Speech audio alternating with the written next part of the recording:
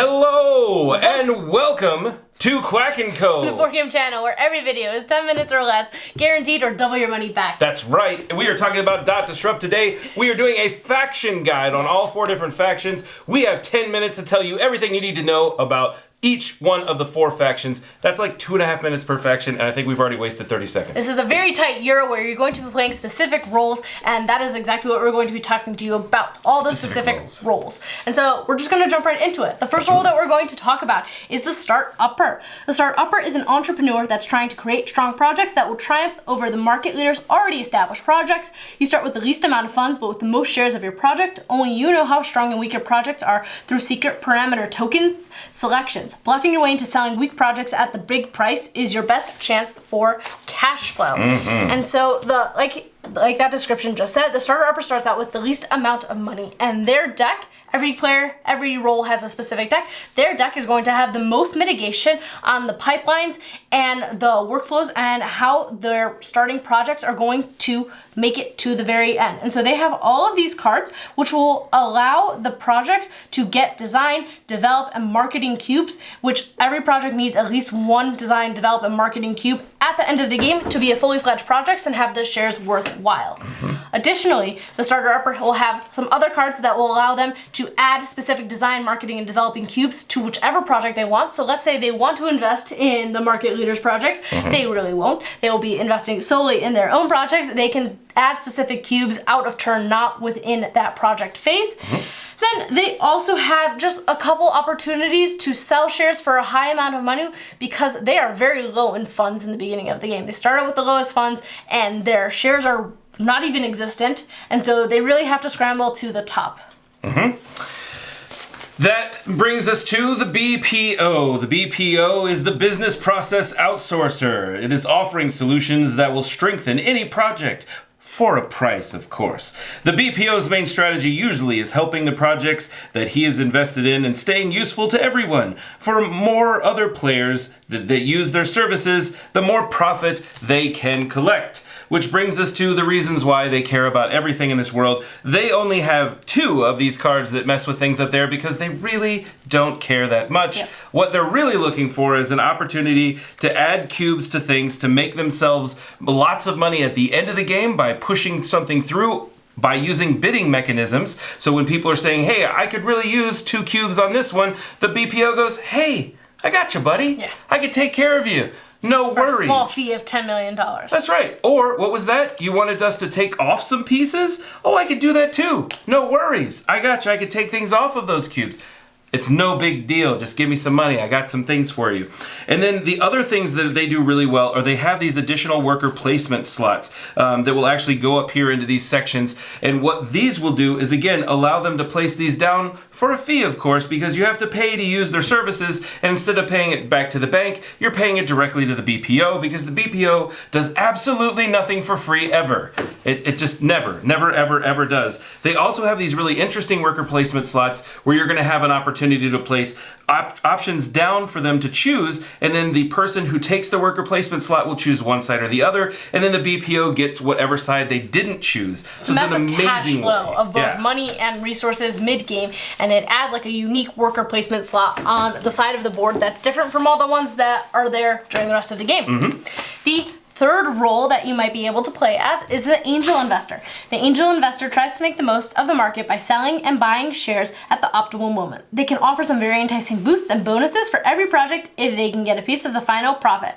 One of the angel investor's best strategies is making the other players believe a project is stronger or weaker than it really is. The angel investor also has some of those unique worker placement slots where players can go there and take a different action. They can pay shares to the angel investor and then take really cool actions of adding design, develop, marketing cubes onto the board, or getting resources, or getting money. And so that is how the angel investor is like, hey, give me some of your shares. I'm gonna secretly raise them or tank them later on.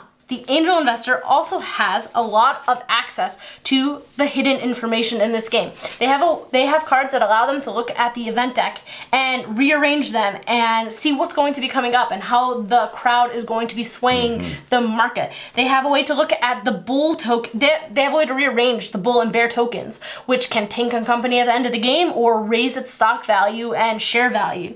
They can also look at the secret parameter tokens of the project, which the starter upper has placed out. No one else on the board will know that information, with the exception of one worker placement slot.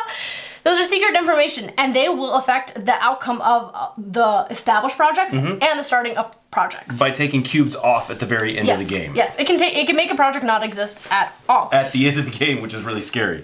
They have 2 slots where they're also not really as worried about the workflow up here, which will allow them to just basically get money for whatever company's there, for how many shares of that company. Yep. They want to buy when it's low and sell when it's high. They are really very much invested in the market down here and buying and selling the shares that they have.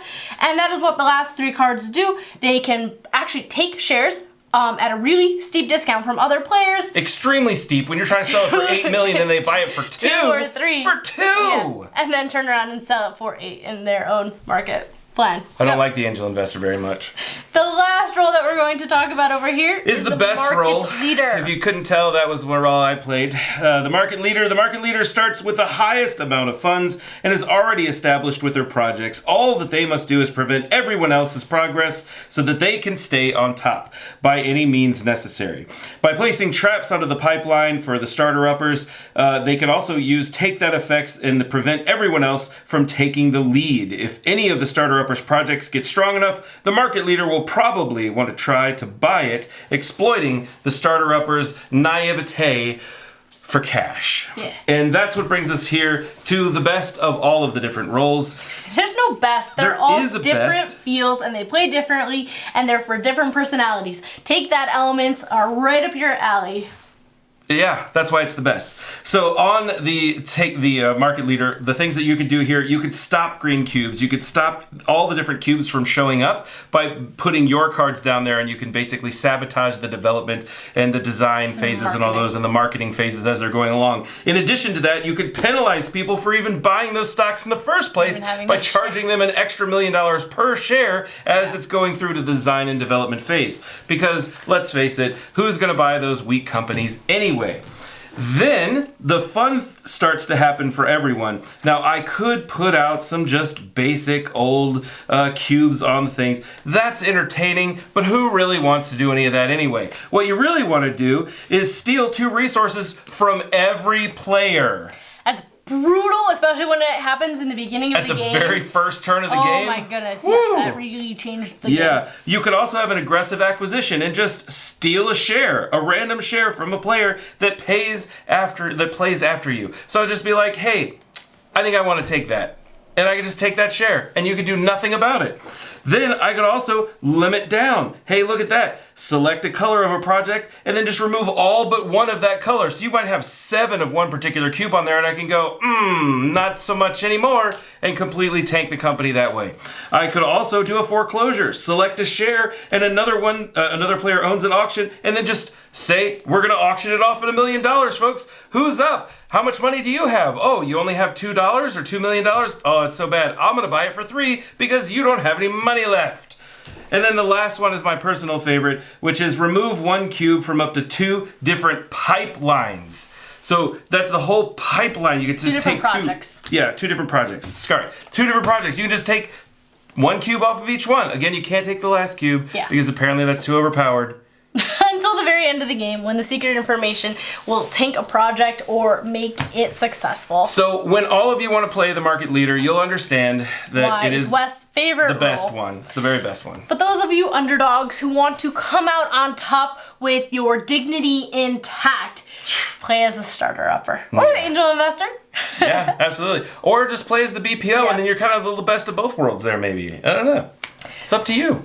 So yeah, hope that gave you some information about how to play each role in .disrupt, and less time watching means more time play. That's right. See you next time. Don't forget, check out their Kickstarter too. Bye. Back responsibly.